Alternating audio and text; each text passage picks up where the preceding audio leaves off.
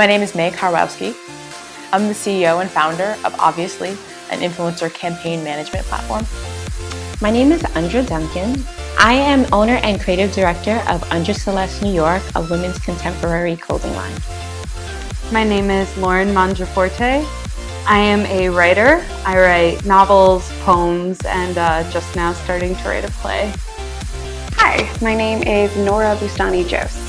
So I own two businesses. One is Nora Jost Photography and Videography. I'm a professional videographer mostly, but the business I'm going to focus on today is one that I own about 1/4 of, and it's called The Dare Tactic. And it's a non-for-profit organization that strives to have people create art who normally don't get the chance to create art. And my role there is I am the director of media and public relations.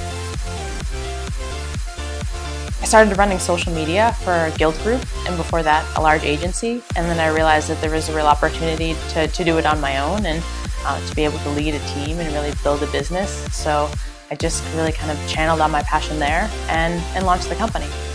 Ever since I was a little girl, I've always been passionate about two things: owning my own business and selling things, and fashion. As I, grew older, I went to college. I went to college for business, but I always had the desire to work in the industry. So after about plus 5 years of working with some major fashion brands, I decided to go out and launch my own. For me, it started really, really early. My parents have all kinds of stories about me reciting poetry by the age of 2. I remember very clearly running down the hallway in my grade school thinking of a poem in my head. And I actually went into university thinking about becoming an English professor, but when I went to grad school to pursue that, I realized that professors have a lot of time to research and not a lot of time to do their own writing. So when I moved to New York, that was what I pursued. So one of the challenges that I faced was really making sure that everyone takes me seriously and knows that I really am leading and I am a powerful CEO at this company. Challenges that I've faced being a girl boss, there've been quite a few.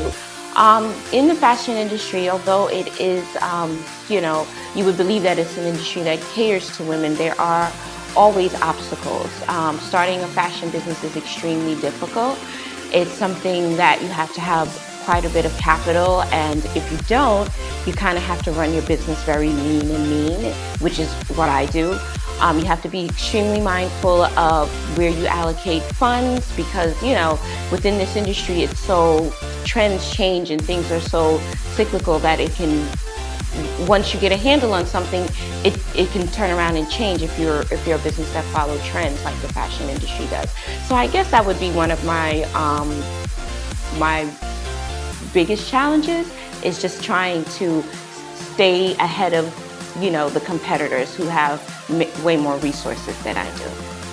I think the biggest challenge for any girl boss and for any artist or business owner is trying not to compare yourself to other people. I think that's really detrimental. Being competitive is a good thing, but being comparative isn't. Luckily, my coworkers love women and they want women to succeed, and they are absolutely amazing when it comes to that. However, when it comes to nonprofit organizations, it's very difficult to get money. And when it comes to trying to get outside people, outside of my actual very supportive company, a lot of the time, they won't necessarily take me as seriously because I am a woman. And because it's a non-for-profit organization, it's difficult enough as it is. Social media is really easy to get into. You really can just download Instagram, download Snapchat or YouTube. You just really have to start creating and start networking and really be as creative and innovative as possible. If a girl is trying to get into the fashion industry, I would suggest that they start with themselves. Just start with being extremely true to who you are and extremely true to your aesthetic. From that point forward, starting today is very different than I started maybe 10, 12 years ago in this industry, because now you have social media. So if you can build your own brand, build your own aesthetic, and feed it to the world through social media. I think that's the most cost-effective and best way to start any type of fashion industry in this day and age. I think this is the greatest time to be alive for writers. There are so many ways to get your work out there and seen, whether it's social media or blogging or good old-fashioned print. I think that really what's important is that you start as soon as possible where you are right now. I think it's all about harnessing your own creativity and not really editing yourself or saying no to whatever's in your heart.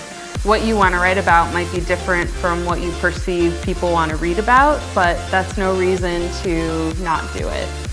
So if you're interested in non-for-profit, specifically our type of non-for-profit, which is theater non-for-profit with outreach programs, it's very important that you know what you're getting into, which is the fact that at first you're not going to have a lot of money. It takes a lot of fundraising and a lot of work, and it takes business aspects. The best advice I've ever received is to negotiate.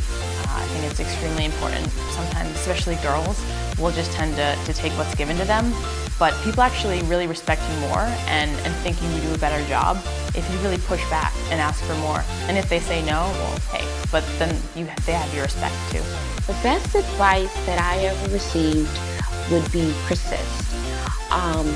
There are a lot of sayings and a lot of books about persistence, and it can almost be cliche, but it is absolutely the truth. Anything you want, whether it's to work in the fashion industry, whether you want to climb the corporate ladder, if you're excellent in your persistence and you persist in excellence, you will absolutely succeed.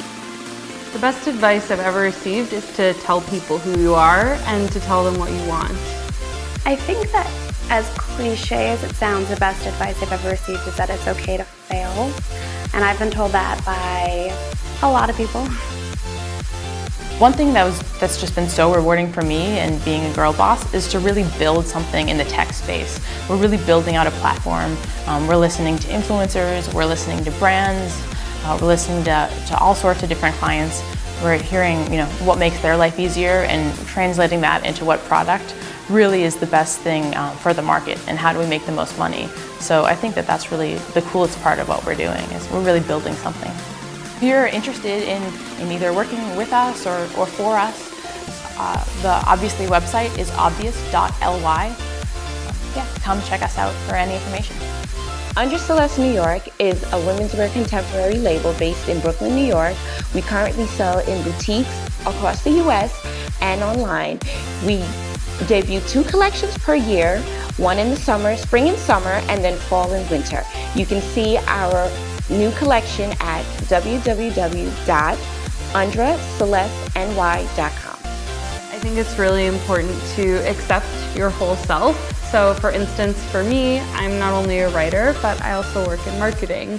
So I think for artists, it can be really difficult to accept the side of yourself that maybe needs a little bit more of a traditional career path or a put the roof over a head career path. But I think that's just as important. So to say yes to yourself and to know that it's okay to be good at multiple things. We have multiple things that we do within our company. First and foremost, we have theater, and we help people who normally can't afford theater. We fund their projects for them, and we put them up in a professional space. That's the first thing we do. We have an outreach program that works with dementia patients, and we work with outreach programs with underprivileged youth because they help them use writing as a coping mechanism. So those are some of the things we do. We also have a web series coming out in the fall that tackles really important issues. So check us out on our website, www.thedaretactic.org, and feel free to donate. Thank you.